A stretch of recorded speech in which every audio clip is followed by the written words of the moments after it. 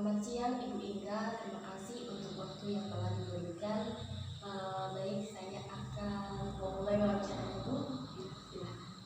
Untuk pertanyaan pertama, bagaimana pandangan Ibu mengenai penyelenggaraan bimbingan konseling sekolah dasar di lapangan, khususnya di sekolah ini di SDN Negeri 05 Senakin, dan seperti apa pemberian layanan kepada siswa sebagai pemberian psikotes kepada siswa dan lain-lain, Bu?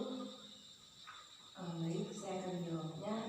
Kalau penyelenggaraan BK di sekolah dasar, khususnya di SDN 05 Semakin ini, dengan menggunakan tahapan seperti mengenali atau mengidentifikasi masalah, serta apa yang diperlukan oleh siswa tersebut. Tentunya juga perlu memberikan evaluasi yang bisa dilakukan beberapa kali pertemuan. Setelah itu, barulah menindaklanjuti masalah tersebut.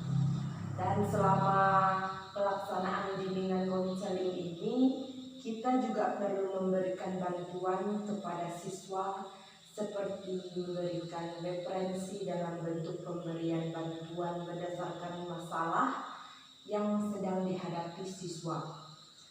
Lalu pemberian psikotes kepada siswa ini seperti layanan dasar, layanan responsif, dan memberikan layanan perencanaan individual secara bertahap. Baik, Bu, untuk pertanyaan selanjutnya, bagaimana pandangan Ibu mengenai penanganan siswa yang dipandang bermasalah di kelas dan siswa yang dipandang cerdas? Kalau menurut saya, pandangan yang bermasalah di dalam kelas itu seperti memberikan penanganan yang senyamannya untuk siswa, seperti berkomunikasi, menjadi guru atau menjadi seorang pendengar yang baik, memperlakukan siswa sebaik mungkin, dan membatasi kontak fisik, menjadi fasilitator, dan untuk memberikan motivasi yang sangat konkret.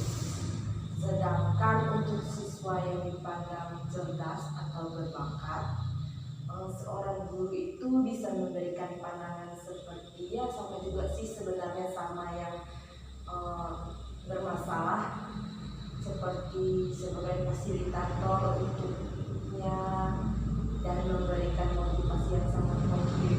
Intinya dia tidak serumit sama yang bermasalah. Kalau yang berbakat kan setidaknya dia sudah bisa memahami semuanya. Kalau yang bermasalah kan masih jauh lah permasalahannya. Baik, Bu, untuk pertanyaan selanjutnya, bagaimana penyusunan program pengembangan diri ekstrakurikuler, Bu? Penyusunan kalau program ekstrakurikuler, kita harus mengkondisikan dulu keadaan sekolahnya bagaimana. Misalnya dalam keadaan COVID, kita kan setidaknya membatasi kegiatan kita. Jadi ekstrakurikulernya itu dibatasi dulu lah sebelum COVID-nya selesai. Baik, Bu, untuk pengisian program di sekolah ini seperti apa? Ya, dengan itu tadi kita harus memperhatikan tujuan yang ingin dicapai dan memilih program untuk mencapai tujuan dan mengidentifikasi di bidang ekstrakurikuler untuk agar pengembangan diri siswa. Baik, Bu, untuk pertanyaan terakhir, bagaimana untuk penyusunan administrasi bimbingan konseling sekolah dasar khususnya untuk di sekolah SDN Negeri 05 Senakin ini, Bu?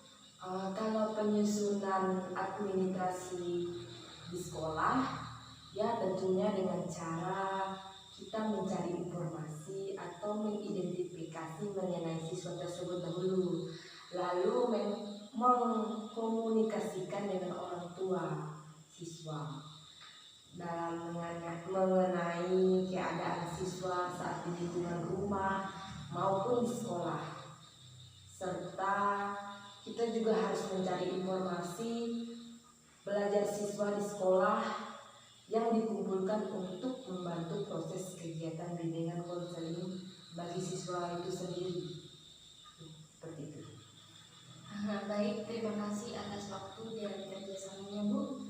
Semoga dengan melakukan wawancara ini saya dapat memperkaya pemahaman saya mengenai bimbingan konseling di sekolah dasar, serta juga mempersiapkan diri saya untuk terjun sebagai seorang calon pendidik di masa yang akan datang. Ya, sama-sama. Saya juga sangat senang setelah diwawancarai. Setidaknya apa yang saya kemukakan atau kasih pendapat semoga bisa bermanfaat untuk ibu kelanjutannya untuk mengajar dan ataupun itu bagi semuanya yang membutuhkan pendapat saya ataupun pendapat ibu juga kemudian. Baik Bu, terima kasih banyak. Ya,